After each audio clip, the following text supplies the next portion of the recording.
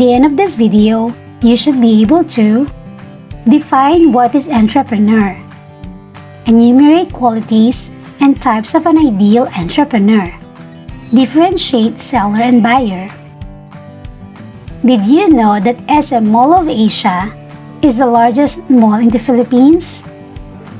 Most of the SM malls were owned by the late Henry C. Henry C was a very successful entrepreneur.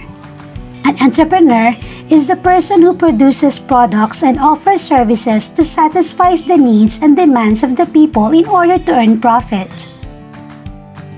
The owners of the sari-sari store, meat shop, and vegetables in your community are called entrepreneurs. Qualities of an ideal entrepreneur. What does it take to be a successful entrepreneur?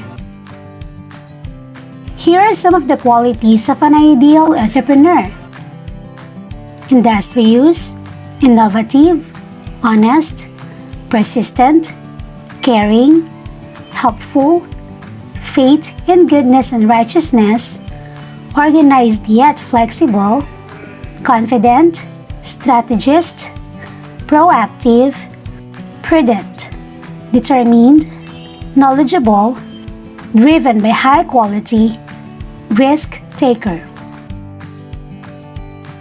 Here are the types of entrepreneurs. The social entrepreneur. This type of entrepreneur offers products and services with the overall intention of creating social good. Example: Henry Montemuñoz. He founded Educación PH, a platform that connects students to educational opportunities like scholarship. The serial entrepreneur.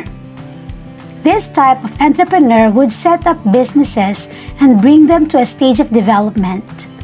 The business is sold or handed to a successor or group of successors. Example: SM malls were managed by the heir of Mr. C after he died. The lifestyle entrepreneur. This type of entrepreneur would choose a business that would reflect their passion, simply such as a hobby or favorite sports, rather than pursuing profit. Example: chef of his own restaurant. The solopreneur.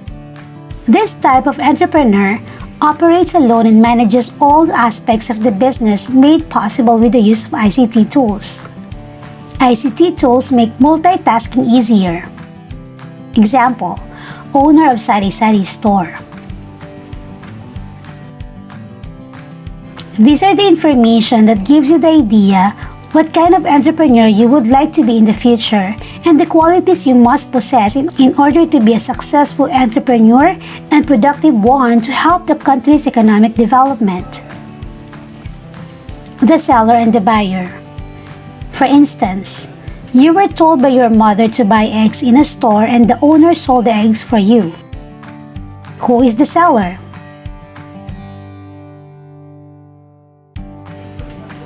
Yes, the owner of the store. Seller is the one who meets the needs and demands of the buyer with corresponding amount of money. He or she offers goods, products, and services for a certain amount to earn a profit. Buyer. Buyer is the person who buys the products or services to satisfy his or her needs. The buyer is also called consumer and end user. The seller can also be a buyer. He or she buys products at a certain price from the supplier. The money he spends to buy a product is the actual cost.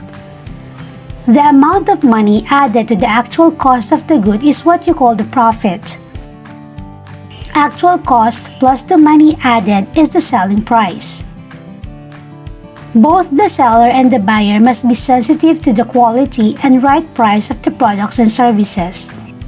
Remember, entrepreneur is a person who satisfies the needs and demands of the people through producing product and offers services. An ideal entrepreneur is industrious, innovative, honest, confident, strategist, proactive, caring, prudent, persistent, determined, knowledgeable, helpful, organized, risk taker, driven by high quality, and have faith. Seller is the one who meets the needs and demands of the buyer corresponding an amount of money. Buyer is the person who buys the products or services to satisfy his or her need.